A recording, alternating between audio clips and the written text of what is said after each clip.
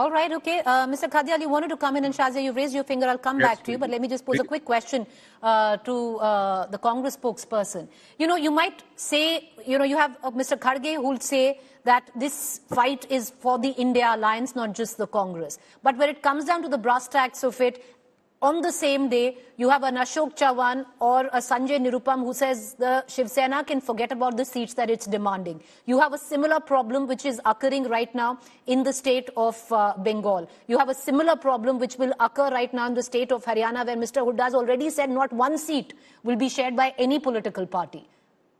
Well, one, there is no problem as such. It's only a propaganda by the Bharatiya Janata Party. And as far as Mr. Khadial, last I heard Ashok Chavan was from your own party and Sanjay Nirupam was from your own party. It happened today, sir. If I may, I'm just giving you context. Preeti, I'll give some context to the Bharatiya Janata Party here. How anxious and how nervous they are of the India bloc of the India alliance can be seen from this one simple fact that 2/3 strength of India bloc has been reduced in the parliament through the suspension of 146 MPs, 50% in Rajya Sabha, 33% in Lok Sabha. That speaks volumes about how afraid of the Bharatiya Janata Party is of the India alliance. Number two, as far as their yatra is concerned, that Shazia ji was talking about, it's a counter blast to Bharat Nyaya Yatra, number one. Number two, this yatra that they have started, Viksit Bharat Sankalp Yatra, they say that the objective of it is to reach to the saturation of the scheme, propagation of scheme. Now, this happens to be, Preeti, an admission of the fact that in the last 9.5 years, they could not propagate their scheme. The very fact that they say that the last person standing in the queue should get the policy, should get the scheme, should get the benefits, has proven out to be false by themselves, because after 9.5 years, they are thinking about this yatra for the propagation. Number three. Ashpreet Khadial, I just want to come in, and I'm running out of time. But all of this that whatever you're speaking of right now has not been proven in those 3 states where you talk about the last mile delivery or on schemes. Look at the state of Madhya Pradesh, where it has been schemes like the Ladli Behna, which has propelled the BJP to the kind of momentum it got. But I'm running out of time, sir. But let me just quickly take in final comments. If I have time, I'll come back for more. 5 seconds. Shazia wanted to come.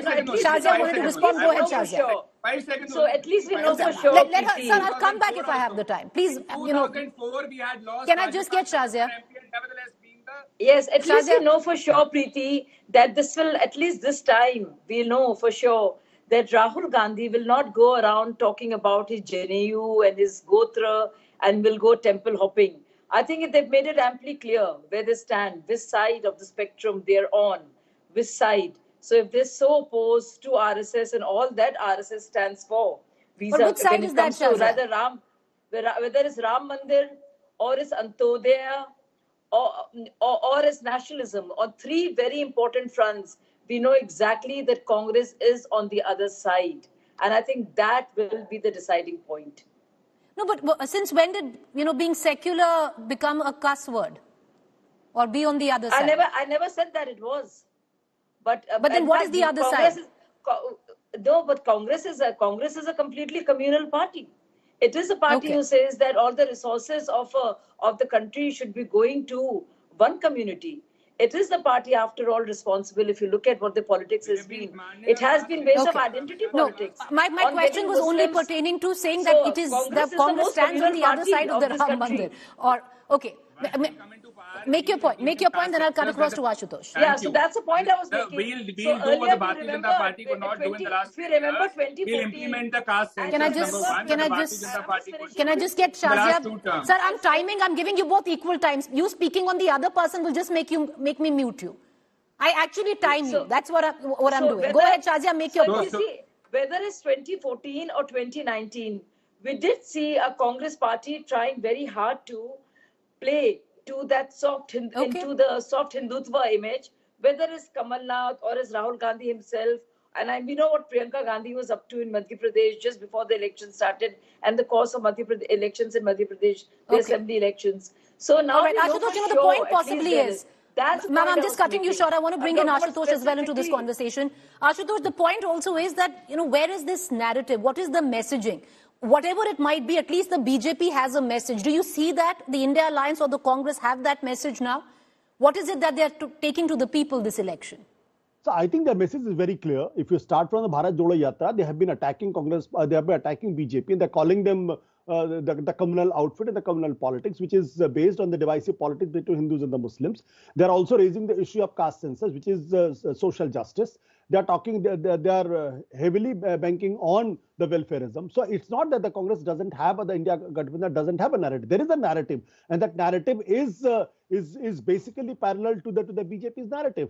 But the issue is that the BJP is a hegemonic party. It has got a very strong electoral machine.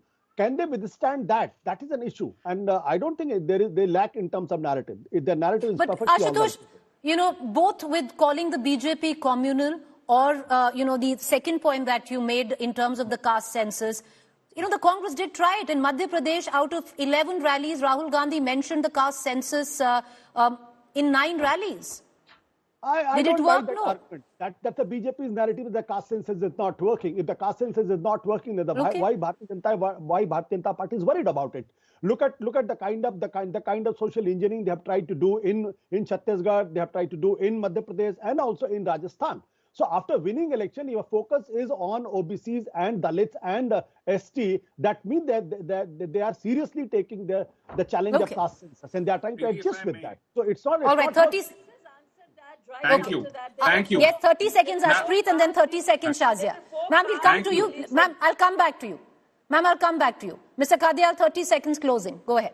Thank you. Number one, as far as the communal remarks goes, now Shazia has probably forgotten that it was the Bharatiya Janata Party's MP that had uttered communal remarks in the parliament itself, Mr. Baduri, and it was the Bharatiya Janata Party's MP that had called a fellow MP terrorist. Number two, as far as Rajasthan, Chhattisgarh and MP goes, I'll remind you, Pinky, in 2004 we had lost all 3 of them, and despite that, the Congress Party had emerged as the single largest party in the Lok Sabha election. Now the similar trend followed in 2019. The party that lost Rajasthan, Chhattisgarh and MP won in 2019. Sir, I wish everything could come down to such clean statistics. It will happen thrice as well. Sir, I wish everything could come down to such clean statistics, but it really isn't like that. The political landscape is very different than both the terms you've mentioned. But Shazia Ilmi, 30 seconds closing, sir. I think the past record of Congress vis-a-vis the caste, census will come to haunt them.